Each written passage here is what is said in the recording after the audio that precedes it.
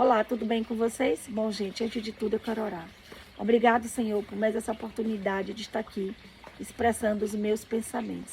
Obrigado, Senhor, em nome do teu filho Jesus. Obrigada, amém. Bom, gente, hoje eu quero falar com vocês sobre o evangelista Mateus, o apóstolo Mateus. Mateus foi autor do primeiro evangelho. Mateus era judeu, como os outros apóstolos, mas entre os seus colegas, Mateus era o mais culto. Por isso mesmo que Mateus trabalhava na banca de recolher os impostos, né? Mateus era chamado de publicano, porque ele trabalhava para os romanos. E os publicanos naquela época eram odiados, porque era um judeu que trabalhava para os opressores do seu povo. E antes de ser chamado Mateus, o nome de Mateus era Levi. O nome dele de nascimento era Levi. E um certo dia, quando Levi estava na banca de impostos, sentado, recolhendo os impostos, Jesus veio até ele e disse: "Vem, segue-me." E Levi largou tudo e seguiu Jesus. Desse dia em diante, ele passou a ser chamado Mateus. E Levi não trabalhou mais para os romanos para recolher os impostos. Ele não foi mais chamado de publicano. Entre os seus colegas, como eu falei, ele era o mais culto, ele tinha um conhecimento maior da lei. Tanto que no Evangelho de Mateus, ele retrata Jesus como o Messias esperado pelo povo.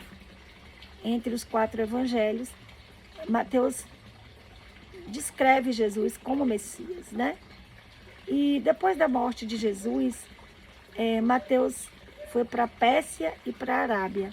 E lá, Mateus sofreu perseguição. Lá, os seus olhos foram arrancados pelos sacerdotes para ser oferecido aos deuses. E veio um anjo e curou Mateus.